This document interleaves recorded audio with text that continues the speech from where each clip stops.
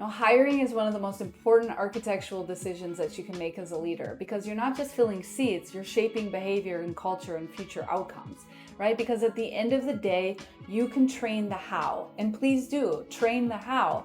You can train the systems, but you cannot train integrity, getting someone to care, or teaching someone to critically think. I remember my first hire, as some of you probably do as well, and it's a lot like dating, because your first employee is like your first love. You genuinely believe you're going all the way together, that you're going to go through the thick and thin, and you can't imagine the ending. But when the end happens, it hurts, it feels personal, and you even question yourself as a boss. But the more you hire, the more realistic you become, right? You realize the goal isn't about perfection. It's about finding the qualities that you can go through the hard with. Warren Buffett says it really cleverly, and he says that you're looking for three things. You're looking for integrity, intelligence, and energy. And if they don't have the first one, the other two will kill you. Now, I love this. I think this is one of the most practical hiring frameworks ever said, because intelligence and energy without integrity, it will absolutely destroy your culture.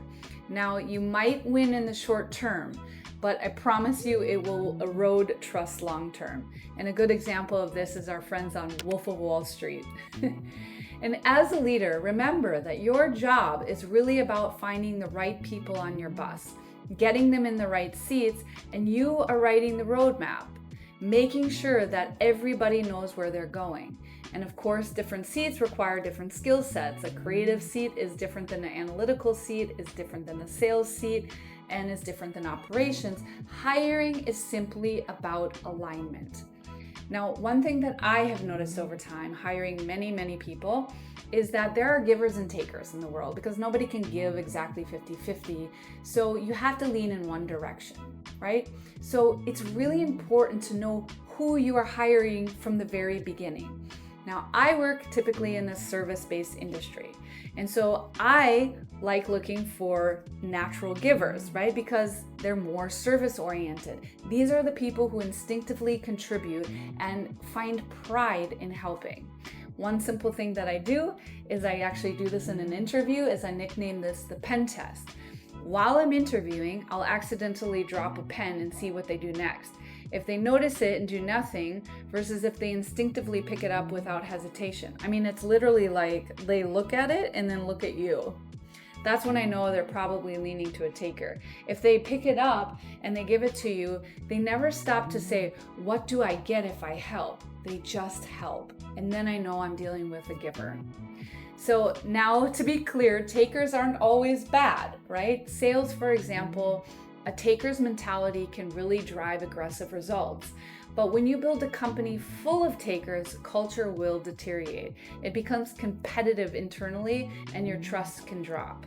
Now again, think Wall Street energy, right? It's got high revenue, high ambition, but it does have a low morality.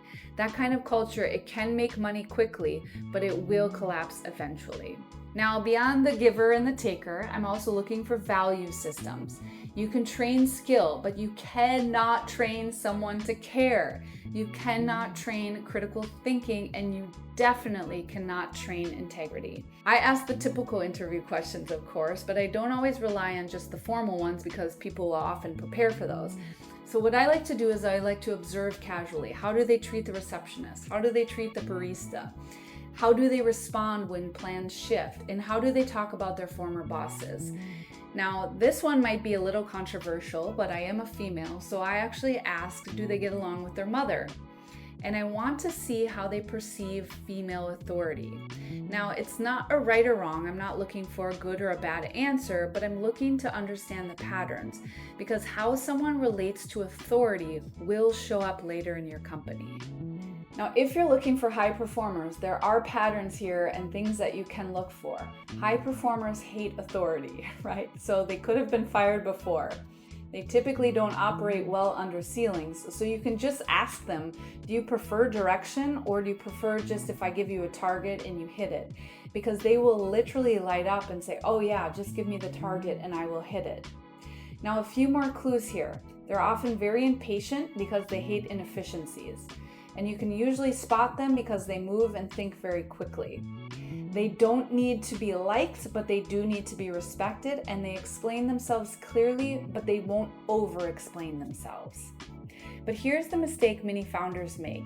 They think they want a team full of high performers, but you don't necessarily need all Michael Jordans on your team. You need the passers, right? You need the coaches, you need the trainers, you need stabilizers. A healthy organization is actually balanced. Different personalities, different strengths, different speeds. This is really going to help your organization in the long term. A healthy organization is balanced, right? Different personalities, different strengths, and different speeds actually are very important when it comes to this diversity. And I can't tell you how many times I've walked into a company and realized the founder has just hired themselves 5 times over, right? They have the same personality, same backgrounds, and I've even seen them look alike.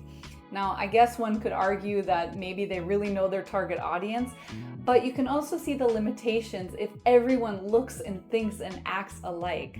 But again, in a healthy organization, we want to create differences and accept and embrace different races and religions, genders, ages, because if you don't, it will become an echo chamber. And actually, McKinsey did a study on this in 2020, which was Diversity Wins. It's a report that found companies in the top quartile for ethnic and cultural diversity, they actually performed 36% better than the ones in the bottom quadrant. So diversity isn't a moral checkbox, right? Not something we need to go check. It's literally a strategic advantage for you.